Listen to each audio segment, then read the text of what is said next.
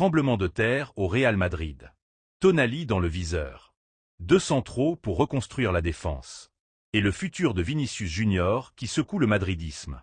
Avant de commencer, supporter du Real Madrid, je vous demande quelque chose de très simple mais très important. Laissez votre like maintenant. Abonnez-vous à la chaîne. Et écrivez un commentaire dès maintenant. Même un seul mot. Parce qu'aujourd'hui, on ne vient pas avec une nouvelle quelconque. Aujourd'hui, on parle de noms qui peuvent changer le cap du club dans les prochaines années. Restez jusqu'à la fin. Parce que tout ce qu'on va raconter est connecté. Et le dénouement peut être beaucoup plus grand qu'il ne paraît au début. On démarre avec la première nouvelle. Et je veux que vous m'accompagniez en réfléchissant avec moi depuis la première minute. Le nom de Sandro Tonali commence à gagner de plus en plus de poids dans la planification sportive du Real Madrid pour le prochain mercato estival. Et ce n'est pas une rumeur lancée au hasard. Ce n'est pas une information gonflée pour générer du bruit. C'est un nom très présent dans les bureaux de Valdebeba. Et je vous lance la première question, madridiste. Vous sentez que le milieu de terrain du Real Madrid manque encore de quelque chose pour le futur? Plus de caractère? Plus d'intensité? Plus de régularité? Dans le club, cette sensation existe. Le Real Madrid valorise énormément ce qu'il a. Mais il est aussi conscient que le football ne s'arrête pas. Et que le milieu de terrain est une zone qui doit se renouveler avec intelligence. Pas quand c'est déjà trop tard. C'est pour ça que Sandro Tonali apparaît comme une option très sérieuse. Le milieu italien de Newcastle est devenu l'un des joueurs les plus cotés de toute l'Europe. Pas seulement pour sa qualité technique, mais pour quelque chose qu'au Real Madrid on a toujours considéré comme fondamental. La fiabilité.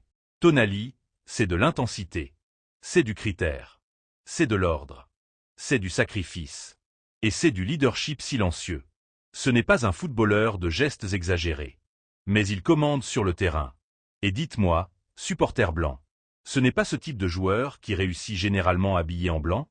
Même s'il manque encore des mois pour que le marché s'ouvre officiellement, les grands clubs travaillent déjà dans l'ombre.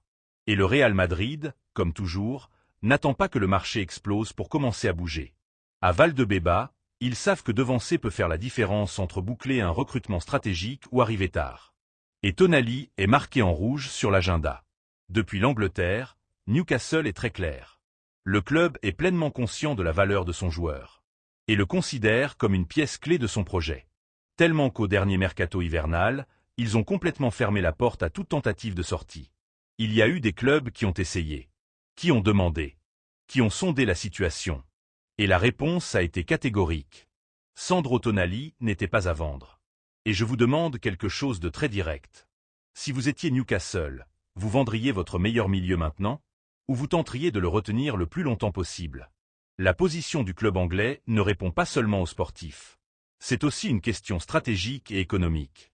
Newcastle compte l'un des plus grands soutiens financiers du football mondial. Et n'a aucun besoin urgent de vendre. Il ne s'assiérait pour négocier que s'y arrive une offre vraiment extraordinaire. Une proposition que même pour eux, il serait difficile de refuser. Malgré tout, l'intérêt autour de Tonali ne cesse de croître.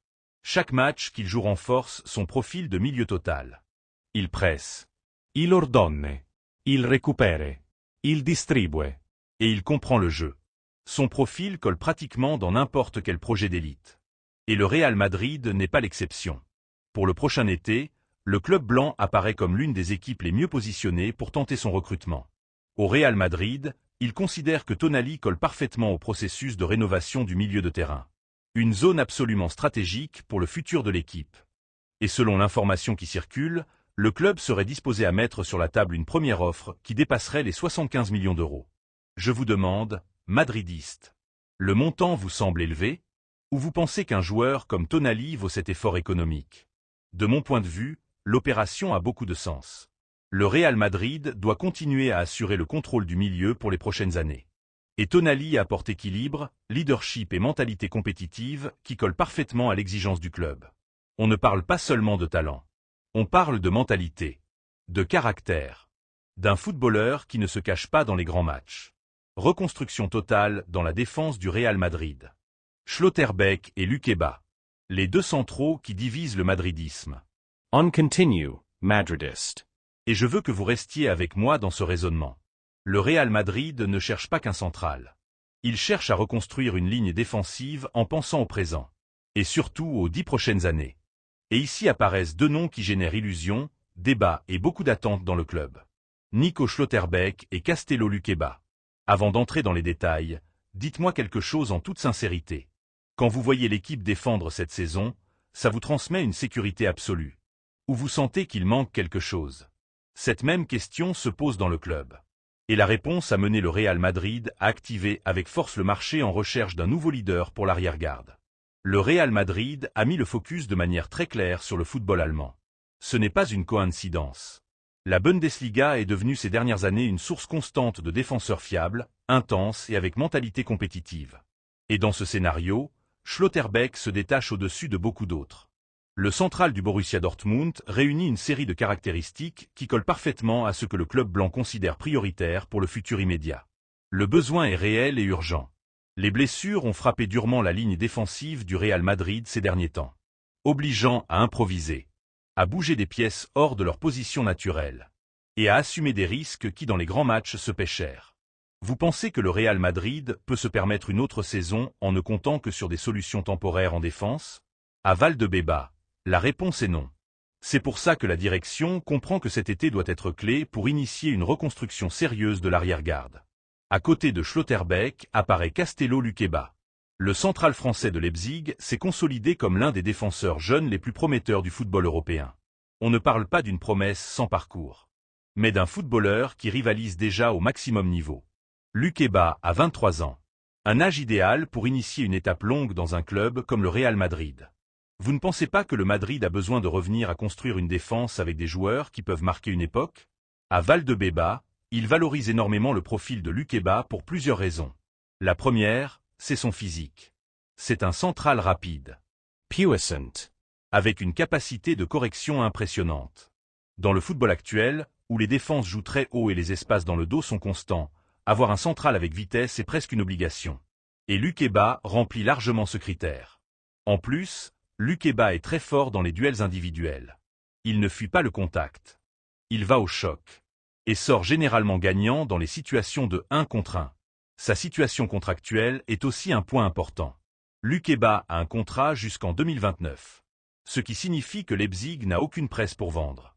Ça renchérit l'opération, sans doute. Mais ça envoie aussi un message clair. Si le Real Madrid va le chercher, c'est parce qu'il le considère comme un pari stratégique. Pas un patch. Le cas Vinicius Junior. L'offre qui change tout. Et une sortie que le Real Madrid commence à voir d'un autre œil. On arrive au point le plus délicat, le plus sensible, et le plus divisif de toute cette analyse. Ce qui se passe avec Vinicius Junior n'est pas une simple rumeur de marché. C'est une situation réelle, complexe, et qui peut marquer un avant et un après dans le projet sportif. Laissez-moi commencer en vous demandant quelque chose de très direct. Sans détour. Quand vous voyez Vinicius Junior dernièrement, vous le remarquez pleinement concentré sur le Real Madrid. Ou vous sentez qu'il y a du bruit, des distractions et des signaux qui n'existaient pas avant? Dans les dernières semaines, des informations très fortes ont surgi sur une possible offensive du Paris Saint-Germain pour tenter de recruter Vinicius Junior. Le contexte est clair. Le Brésilien n'a toujours pas renouvelé officiellement son contrat avec le Real Madrid. Mais attention, parce que même si le nom du club français a résonné avec force, dans le Real Madrid, il y a une lecture très différente de la situation.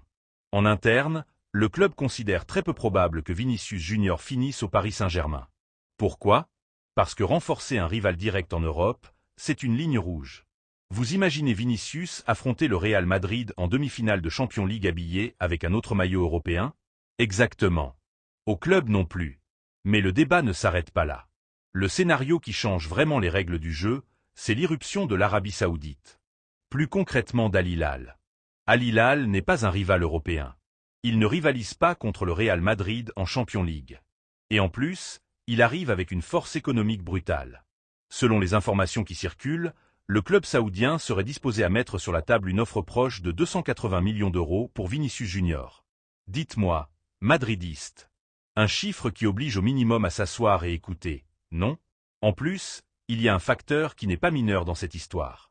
Karim Benzema, l'ex-joueur et légende du Real Madrid, serait impliqué dans les conversations, tentant de convaincre Vinicius de faire le pas. Au Brésil, comme prévu, la nouvelle a généré un véritable tremblement de terre. Beaucoup critiquent la possibilité que Vinicius Junior parte en Ligue saoudienne pour le niveau de compétitivité. Mais je veux ouvrir un autre débat avec vous. Est-ce la responsabilité du Real Madrid de prioriser la carrière internationale d'un joueur au-dessus de l'intérêt du club? Du point de vue strictement madridiste, il y a des arguments très solides pour voir cette possible sortie d'un bon œil.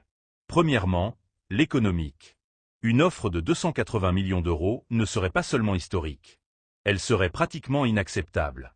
Elle permettrait au Real Madrid de renforcer plusieurs positions clés, d'assurer le futur du projet et de maintenir une stabilité financière enviable. Deuxièmement, le sportif. Vinicius Junior est un joueur différentiel. Oui. Mais il est aussi vrai que ces derniers temps sa figure a été entourée de polémiques. De gestes. De protestations constantes. Et d'une sensation de déconnexion qui n'existait pas avant. Et je vous demande avec toute honnêteté.